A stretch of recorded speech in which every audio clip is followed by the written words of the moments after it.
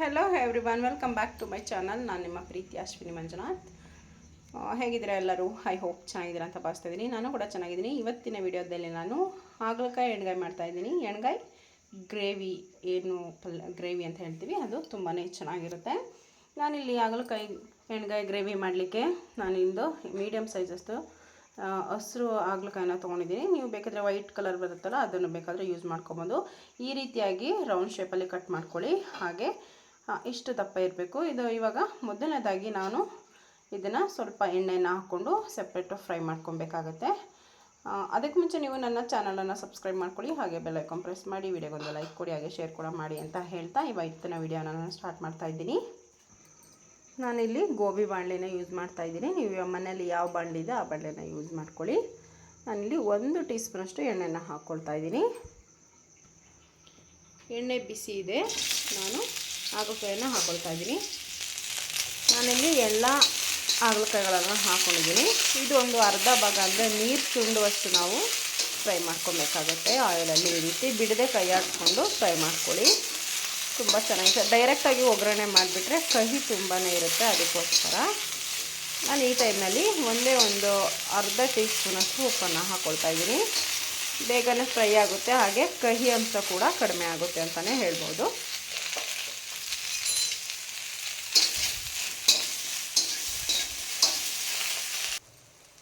ನೋಡ್ತಾ ಇರ್ಬೋದು, ಈ ಒಂದು ರೀತಿಯಾಗಿ ನೀವು ಫ್ರೈ ಮಾಡ್ಕೊಬೇಕು. ನಾನು ಇದೇ ರೀತಿ ಫ್ರೈ ಮಾಡ್ಕೊಂಡಿದ್ದೀನಿ. ಇವಾಗ ಇಷ್ಟು ಸಾಕು. ನೆಕ್ಸ್ಟ್ ಸ್ಟವನ್ನು ಆಫ್ ಮಾಡಿಕೊಂಡು ಒಂದು ಪ್ಲೇಟ್ಗೆ ಸರ್ವ್ ಮಾಡ್ಕೊಳ್ತಾ ಇದ್ದೀನಿ. ನಾನು ಇದನ್ನು ವಾಶ್ ಏನು ಮಾಡ್ಕೊಳ್ಳೋದಿಲ್ಲ, ಹಾಗೇನೆ ಡೈರೆಕ್ಟಾಗಿ ಹಾಕ್ಕೊಳ್ತಾ ಇದ್ದೀನಿ. ಈಗ ಒಗ್ಗರಣೆ ಹಾಕಲಿಕ್ಕೆ ನಾನಿಲ್ಲಿ ಕುಕ್ಕರನ್ನು ಇಟ್ಕೊಂಡಿದ್ದೀನಿ.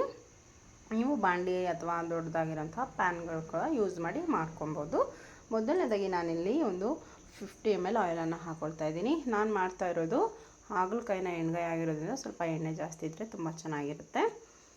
ರೊಟ್ಟಿಗೆ ತುಂಬಾ ಚೆನ್ನಾಗಿರುತ್ತೆ ಅಂತ ಹೇಳಿ ರೈಸ್ಗೂ ಕೂಡ ತಿನ್ಬಹುದು. ಸೈಡ್ಸಾಗಿ ಚೆನ್ನಾಗಿರುತ್ತೆ ಅಂತಲೇ ಹೇಳ್ಬೋದು. ಚಪಾತಿ ಈ ಥರ ಐಟಮ್ಗಳಿಗೆ ಚೆನ್ನಾಗಿರುತ್ತೆ. ಈಗ ಎಣ್ಣೆ ಬಿಸಿ ಇದೆ. ಎಣ್ಣೆ ಬಿಸಿ ಇದ ನಂತರ ನಾನು ಸಾಸಿವೆ ಹಾಕ್ಕೊಳ್ತಾ ಇದ್ದೀನಿ.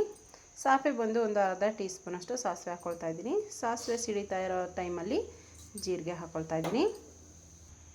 ಅಷ್ಟರಲ್ಲಿ ನಾನೊಂದು ಪ್ಯೂರಿಯನ್ನು ರೆಡಿ ಮಾಡ್ಕೊಳ್ತಾ ಇದ್ದೀನಿ. ಏನು ಪ್ಯೂರಿಯಪ್ಪ ಅಂದರೆ 2 ಮೀಡಿಯಮ್ ಸೈಜ್ ಟೊಮೆಟೊನ ಈ ರೀತಿಯಾಗಿ ಕಟ್ ಮಾಡಿಕೊಂಡು ಪ್ಯೂರಿನ ಅಂದರೆ ಪೇಸ್ಟನ್ನು ಮಾಡ್ಕೊಬೇಕು. ತುಂಬ ಚೆನ್ನಾಗಿರುತ್ತೆ. ಹಾಗಲಕಾಯಿ ಕಹಿಯನ್ನು ಕಡಿಮೆ ಮಾಡುತ್ತೆ ಅಂತಲೇ ಹೇಳ್ಬೋದು. ಸ್ವಲ್ಪ ಹುಳಿ ಜಾಸ್ತಿ ಇದ್ದರೆ, ಉಪ್ಪು ಹುಳಿ ಖಾರ ಎಲ್ಲ ಹದವಾಗಿದ್ದರೆ ಹಾಗಲಕಾಯಿ ಇದು ಎಣ್ಗಾಯಿ ತಿಂತಾಯಿದ್ದೀವಿ ಅಂತ ಅನಿಸೋದೇ ಇಲ್ಲ. ತುಂಬಾ ಚೆನ್ನಾಗಿರುತ್ತೆ, ಕಹಿ ಇರೋದಿಲ್ಲ. ಟೊಮೆಟೊ ಪೇಸ್ಟ್ ರೆಡಿಯಾಗಿದೆ. ಸಾಸಿವೆ ಮತ್ತು ಜೀರಿಗೆ ಕೂಡ ಚೆನ್ನಾಗಿ ಫ್ರೈ ಆಗಿದ್ದೇವೆ. ನೆಕ್ಸ್ಟು ಒಂದು 2 ಹಸಿಮೆಣಸಿನಕಾಯಿ ಹಾಕ್ಕೊಳ್ತಾ ಇದ್ದೀನಿ. ಹಾಗೆ 2ರಿಂದ 3 ಗರಿಯಷ್ಟು ಕರಿಬೇವು, ಹಾಗೆ ಒಂದು ದಪ್ಪದಾದಂತಹ ಈರುಳ್ಳಿಯನ್ನು ಈ ರೀತಿ ಚಿಕ್ಕದಾಗಿ ಕಟ್ ಮಾಡಿ ಹಾಕ್ಕೊಳ್ತಾ ಇದ್ದೀನಿ. ಹಾಕಿದ್ಮೇಲೆ ನೀಟಾಗಿ ಈರುಳ್ಳಿ ಸಾಫ್ಟ್ ಆಗೋವರೆಗೂ ನಾವು ಫ್ರೈ ಮಾಡ್ಕೊಬೇಕು. ಜೊತೆನಲ್ಲೇ ಚಿಟಿಕೆ ಅರಿಶಿನವನ್ನು ಕೂಡ ಹಾಕ್ಕೊಳ್ತಾ ಇದ್ದೀನಿ.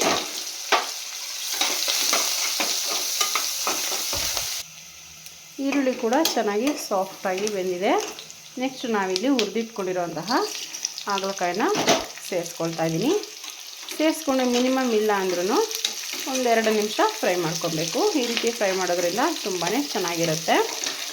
ಅದ್ರ ಘಮ ಅಷ್ಟೇ ಕೂಡ ಪರಿಮಳ ಚೆನ್ನಾಗಿ ಬರುತ್ತೆ ಅಂತಲೇ ಹೇಳ್ಬೋದು.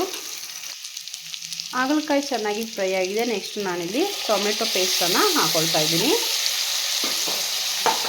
ಹಾಕ್ಕೊಂಡು ಟೊಮೆಟೊ ಪೇಸ್ಟ್ ಹಸಿ ವಾಸನೆ ಹೋಗೋ ತನಕ ನಾವು ನೀಟಾಗಿ ಮಿಕ್ಸ್ ಮಾಡಿಕೊಂಡು ಫ್ರೈ ಮಾಡ್ಕೊಬೇಕಾಗುತ್ತೆ. ಈ ಒಂದು ಮಿಕ್ಸ್ ಫ್ರೈ ಆಗೋಷ್ಟರಲ್ಲಿ ನಾವೊಂದು ಮಸಾಲೆಯನ್ನು ರೆಡಿ ಮಾಡ್ಕೊಬೇಕು. ಇದಕ್ಕೆ ನಾನು ಇದೇ ಮಿಕ್ಸಿ ಜಾರಿಗೆ ಒಂದು 2 ಟೇಬಲ್ ಸ್ಪೂನಷ್ಟು ಕಡಲೆಬೀಜ ಅಂದರೆ ಹುರಿದಿರುವಂತಹ ಕಡಲೆಬೀಜನ ಹಾಕ್ಕೊಳ್ತಾ ಇದ್ದೀನಿ. ಹಾಗೆ ಒಂದು ಇಡೀ ಬೆಳ್ಳುಳ್ಳಿ, ಹಾಗೆ ಇಲ್ಲಿ ಮೀಡಿಯಮ್ ಸೈಜ್ದು ಒಂದು ಈರುಳ್ಳಿಯನ್ನು ಹಾಕ್ಕೊಳ್ತಾ ಇದ್ದೀನಿ. ಒಂದು ಸ್ವಲ್ಪ ಕೊತ್ತಂಬರಿ ಸೊಪ್ಪನ್ನು ಹಾಕ್ಕೊಳ್ತಾ ಇದ್ದೀನಿ. ನಾನಿಲ್ಲಿ 1/4 ಭಾಗದಷ್ಟು ತೆಂಗಿನಕಾಯಿ ತುರಿಯನ್ನು, ಹಸಿ ತೆಂಗಿನಕಾಯಿ ತುರಿಯನ್ನು ಸಹ ಸೇರಿಸ್ಕೊಳ್ತಾ ಇದ್ದೀನಿ.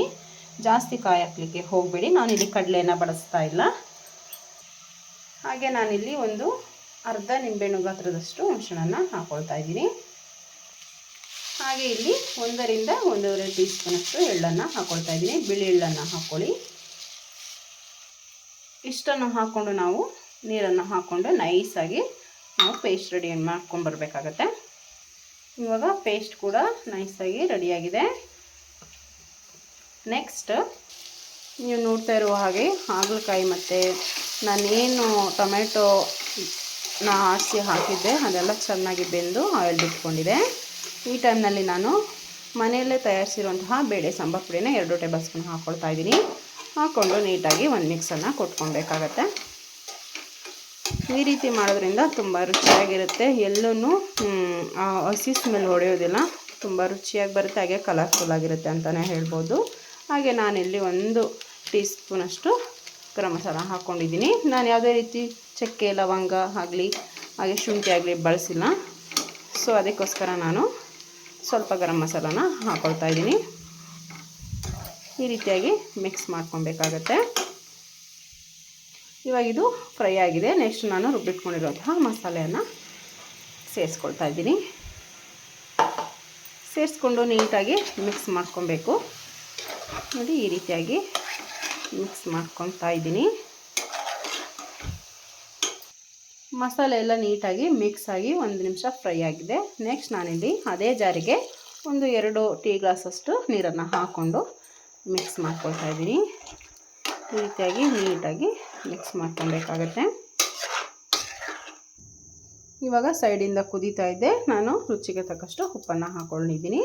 ನೋಡಿಕೊಂಡು ಹಾಕ್ಕೊಳ್ಳಿ ಉಪ್ಪ, ಯಾಕೆಂದರೆ ನಾವು ಹಾಗಲಕಾಯಿ ಉರಿಬೇಕಾದ್ರೂ ಉಪ್ಪನ್ನು ಆ್ಯಡ್ ಮಾಡಿದ್ವಿ. ಅದಕ್ಕೋಸ್ಕರ ನಾನು ಸ್ವಲ್ಪ ಉಪ್ಪನ್ನು ಹಾಕಿ ಈ ರೀತಿ ಮಿಕ್ಸ್ ಮಾಡಿ ನಾನು ಮಿನಿಮಮ್ ಇಲ್ಲ ಅಂದರೂ ಒಂದು 10ರಿಂದ 15 ನಿಮಿಷ ಮೀಡಿಯಮ್ ಫ್ಲೇಮಲ್ಲಿ ಮಧ್ಯೆ ತಿರುಗಿಸ್ಕೊಂಡು ಬೇಯಿಸ್ಕೊಬೇಕಾಗತ್ತೆ. ಇವಾಗ ಎಣ್ಣೆ ಎಲ್ಲ ಬಿಟ್ಟು ಚೆನ್ನಾಗಿ ಬೆಂದಿದೆ. ನೋಡ್ತಾ ಇರ್ಬೋದು ನೀವು, ಸೈಡಲ್ಲೆಲ್ಲ ಎಣ್ಣೆ ಬಿಟ್ಕೊಂಡಿದೆ. ಇದನ್ನು ಒಮ್ಮೆ ಮಿಕ್ಸ್ ಮಾಡ್ಕೊಬೇಕು ನಾವು.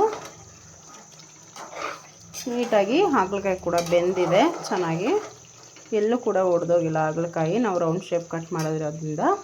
ಕೊನೆಯದಾಗಿ ನಾನಿಲ್ಲಿ ಕೊತ್ತಂಬರಿ ಸೊಪ್ಪನ್ನು ಹಾಕ್ಕೊಳ್ತಾ ಇದ್ದೀನಿ. ಕೊತ್ತಂಬರಿ ಸೊಪ್ಪನ್ನು ಹಾಕಿ ಮತ್ತೆ ಇನ್ನೊಮ್ಮೆ ಮಿಕ್ಸ್ ಮಾಡ್ಕೊಬೇಕು. ಮಿಕ್ಸ್ ಮಾಡಿ ಇನ್ನು 1 ನಿಮಿಷ ನಾವು ಕುಕ್ ಮಾಡ್ಕೊಬೇಕಾಗತ್ತೆ ಲೋ ಫ್ಲೇಮಲ್ಲಿ. ಲಿಡ್ಡನ್ನು ಕ್ಲೋಸ್ ಮಾಡೇ ಕುಕ್ ಮಾಡ್ಕೊಬೇಕು. ಇವಾಗ ಇದು 1 ನಿಮಿಷ ಫ್ರೈ ಆಗಿದೆ, ನೋಡ್ತಾ ಇರ್ಬೋದು. ನಾನಿವಾಗ ಗ್ಯಾಸ್ ಸ್ಟವನ್ನು ಆಫ್ ಮಾಡ್ಕೊಳ್ತಾ ಇದ್ದೀನಿ. ಒಂಥರ ಡಿಫ್ರೆಂಟ್ ರುಚಿನೇ ಇರುತ್ತೆ, ಜಾಸ್ತಿ ಕಹಿ ಅಂತ ಅನಿಸೋದಿಲ್ಲ. ನಾನು ಈ ರೀತಿ ಒಮ್ಮೆ ಮಿಕ್ಸ್ ಮಾಡಿಕೊಂಡು ಒಂದು ಬೌಲ್ಗೆ ಸರ್ವ್ ಮಾಡ್ಕೊಳ್ತಾ ಇದ್ದೀನಿ.